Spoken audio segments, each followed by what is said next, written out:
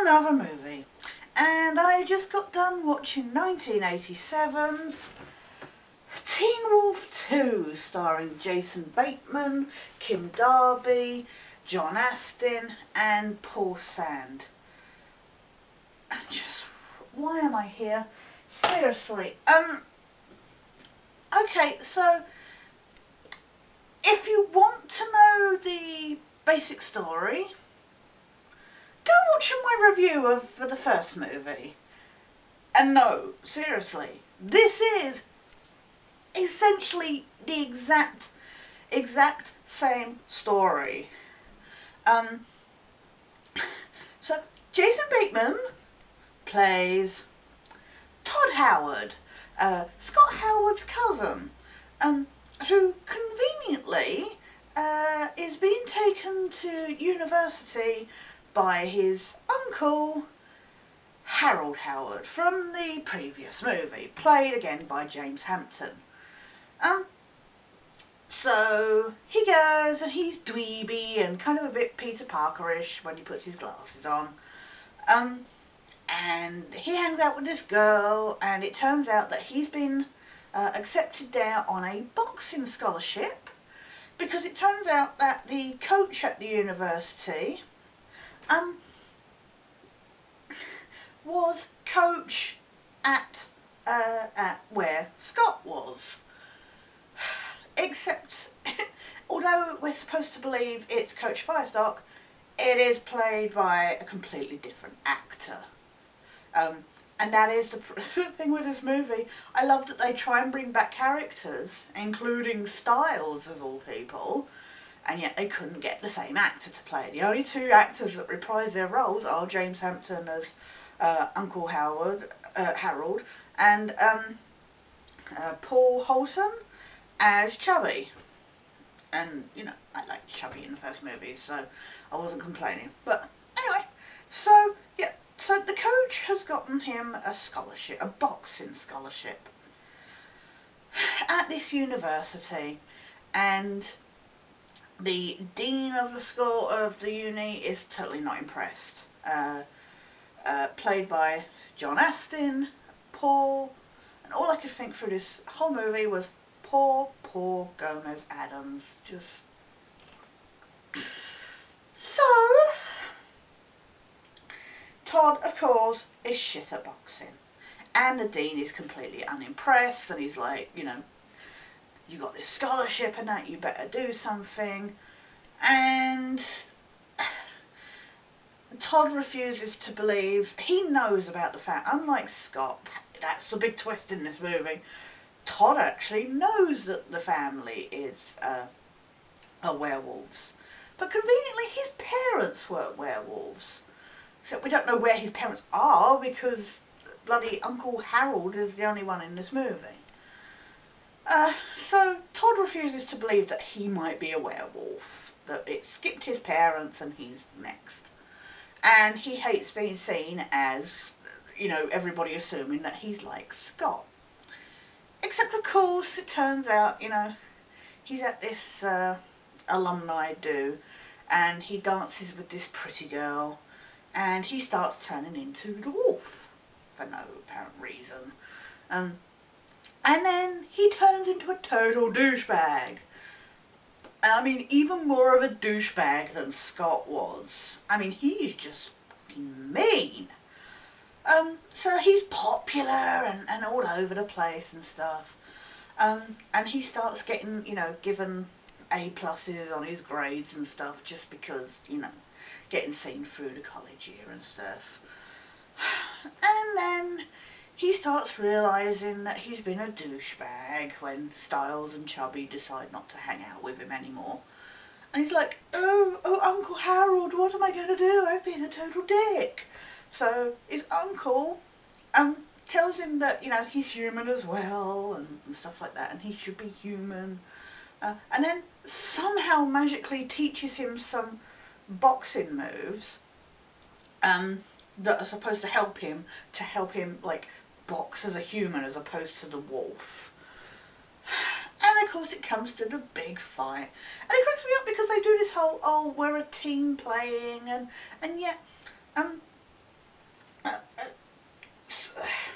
Todd goes up as a human, much to everybody's disgust, and he starts fighting and he's failing and stuff, and everybody's like cheering him on and stuff. Well, actually they're cheering on the others, but his friend, who's now, after he's realised he's been a douchebag, is now his love interest. You know, not heard that one before. She's like, I love you. And he gets up and he fights and wins. And all of a sudden, that's the end of the movie. He won the fight. Hello? There was like a rest of a team. I thought we were going through them. But no. Of course, it's all about Todd, even though they did, at least with like the basketball, they did actually play as a team in the first movie. So, yeah.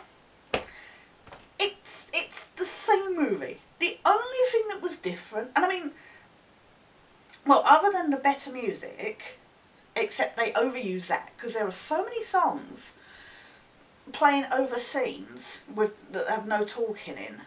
I mean, literally back to back. It was like an 80s mixtape.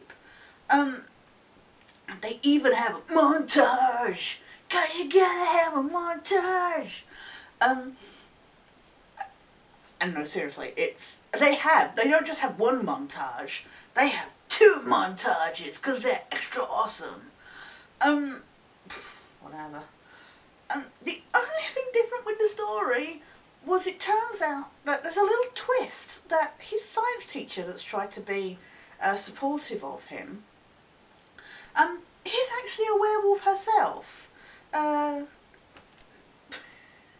would love to see Kim Darby as a werewolf. I mean, awesome. Can you imagine her in True Grit going, rah!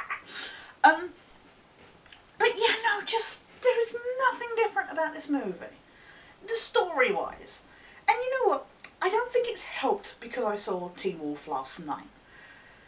Even if you watch this on its own, I mean, yeah, you get the same story. So if you haven't seen the first one, you're not really going to care because you won't know that. But as I said, the problem is not only does it copy the story, this movie essentially has the same problems that the first movie had, except for the music. It's just, it's so cliched and cheesy, but not in the good way that the kind of first movie was, or other movies are. It's infuriating. I mean, but not, I mean, I've had movies that have annoyed me and been frustrating and stuff like that. This just bored me outright. I kept sitting there checking the time, seeing how long was left. And it's 90 minutes long. And I'm just sat there going, oh my God, please stop. It's really bland. There's no interesting characters except for Chubby. And Styles is played by somebody else, so I couldn't even get into his character. But he was being his same kind of money-grabbing, opportunistic kind of idiot that he is. Except for then he's like, I made a monster. I am an idiot. I didn't see this when Scott turned into a butthole, but now Todd's turned into a butthole. I totally don't like this. There's not much I can say about this movie, because I feel like I've talked about it already. And really, this movie does not deserve any more attention than the however long I've been talking that I've given this already. James Hampton, yay, it's good to see him back, but he could have done a lot better than coming back for this. It's really bland. It's really boring. There's absolutely nothing new here. And you know what? If Michael J. Fox had been in it again, if it had been the same story but with him in, it might have been slightly more entertaining. Now, I don't mean that as anything against Jason Bateman. He's kind of cute in a way. But I just couldn't get into this. And like I said, I don't think it's helped because I saw the first movie yesterday. But yeah, no, please just stay away. I will give this 2, 3 if I'm feeling particularly generous, which I'm not really at the moment. So I guess 2.5. 2 or 3 out of 10. It's just not worth your time. There are much worse movies, don't get me wrong. It's relatively well edited, it's paced quite well, it's not the worst acting in the world, it's just a really shit story, an overtold story. But other than that, just please don't even bother. And I would certainly go see Teen Wolf first. Just don't even bother with 1987's Teen Wolf 2. I'm sorry, this has been a bit of a review, but there's not much more I can do for this. That was tonight's movie. We'll be back again tomorrow with a completely different series of movies. Actually, I think it's just an individual movie. But thankfully, no more of these. We'll be back again tomorrow though. But for now, this is Sketch, signing out.